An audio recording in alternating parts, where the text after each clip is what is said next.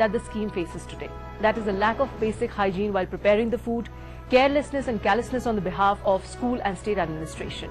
In this edition of Public Forum, we discuss the achievements and the failures of India's midday meal program.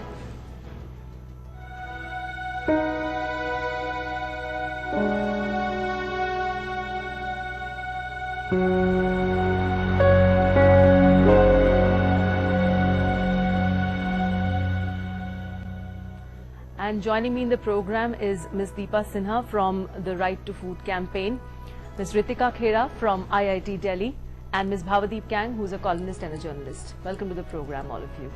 Let's start the discussion with you, Ritika, since we know that you have immensely researched on this subject. You've been writing day in and out on midday meals. But how do you look at this particular incident that has taken place in Bihar? In fact, exposes a lot of problems that perhaps this program is facing at the implementation level. So, in fact, what we are seeing in Bihar is something that researchers and activists alike have been highlighting over the years. Yeah. That there are a bunch of states across the country that are still unable to put the nuts and bolts into place. But even more than that, you know, this tragedy is of course very serious and really devastating. But there is another tragedy which happens every single day, is that in states like Bihar, Jharkhand and Uttar Pradesh, 2004, 2006, extending it to northeastern states, ensuring that the cooking gas assistance is also provided. Some other funds were also released.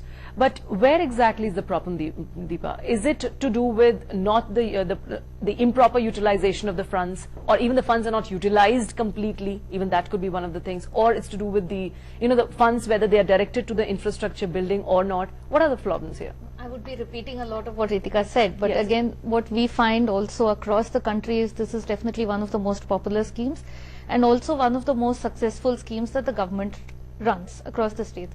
Even in Bihar, compared to other schemes, say you look at how the health system runs or other schemes in Bihar run, there is a midday meal, some kind of food is being cooked. But there have been large gaps in quality, especially in the few states in the north. And it has to do a lot with the governance, general level of governance and in the state, and apathy towards the poor that we find in these states. So systems have not been put in place. The 2004 Supreme Court order also said that infrastructure has to be provided in schools in the form of kitchens and drinking water and so on. Central government does make a provision for kitchen and storage spaces. Maybe that's not enough, but that's something Bihar government has not raised yet. That fund has not been utilized. If you look at last year, all the money that they were given to construct kitchens were not used by the Bihar government. And I think more than 40% of schools in the 2 out of 200 schools had no kitchen shed.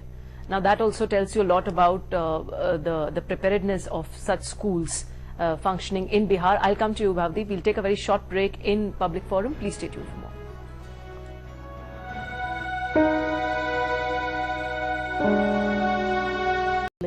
And we find many children not eating because they're not good enough. If you look at the Joint Review Mission report of Madhya Pradesh, they also found that the centralized kitchens, the food quality was actually worse than what was being provided in the rural areas by these local kitchens.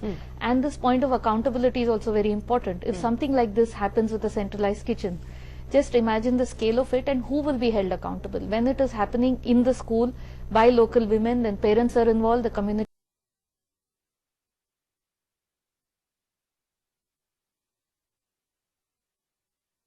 serious concern that is taken seriously as well, at least amongst researchers.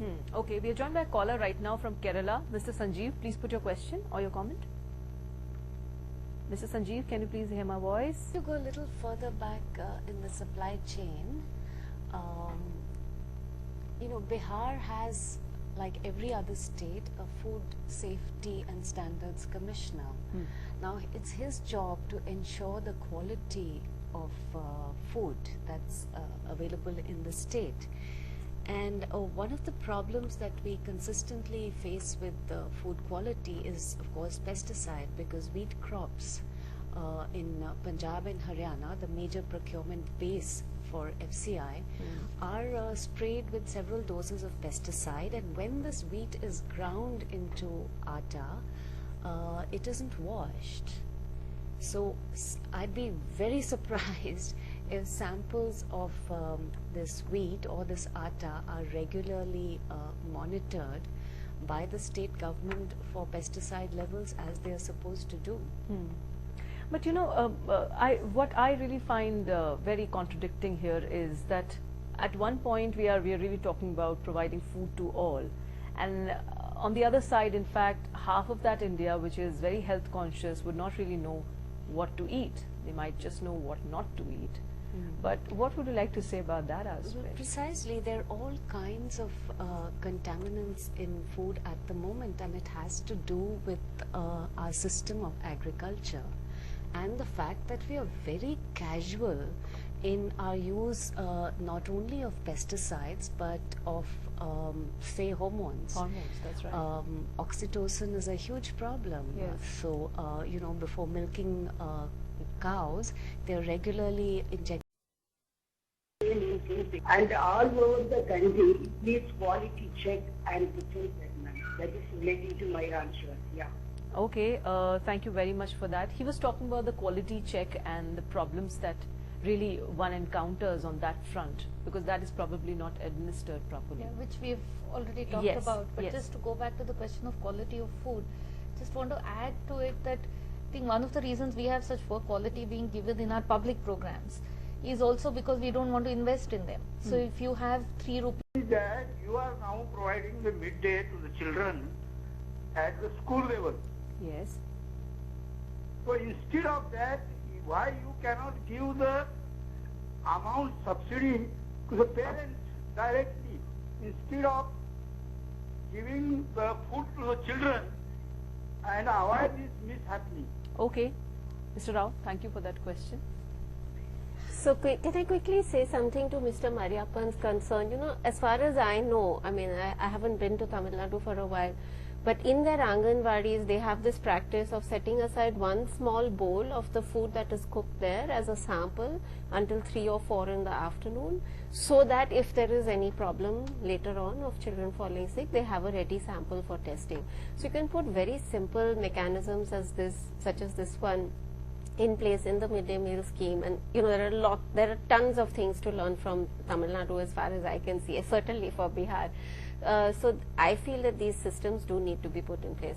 As far as Mr. Rao's question is concerned, you know, the reason why the Supreme Court said that we need to move away from the supply of dry rations to a cooked meal is because when you give children dry rations, which is like wheat or rice, then you cannot ensure that the child will get all of it. Yeah, it goes into the family pot. You're not able to protect the child's interest. That's one thing.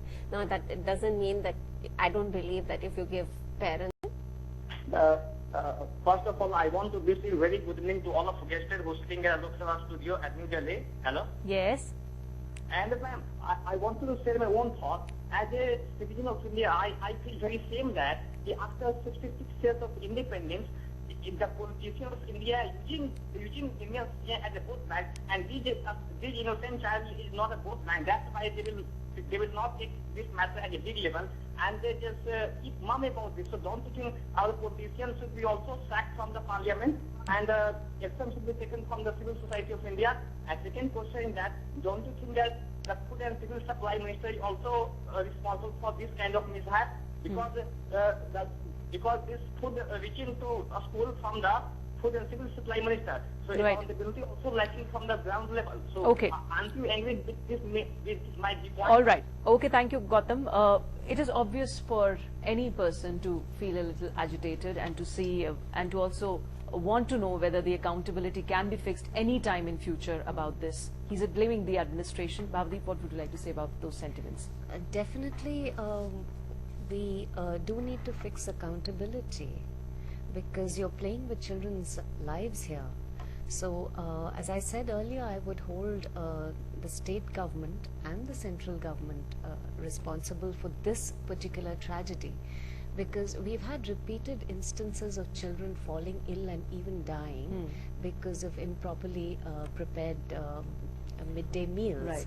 But this case is a little different because it's not just a question of neglect, by the school, say, or you know, which wasn't properly supervised clearly by the administration. It's a question of food contamination as well. So again, it's a regulatory issue on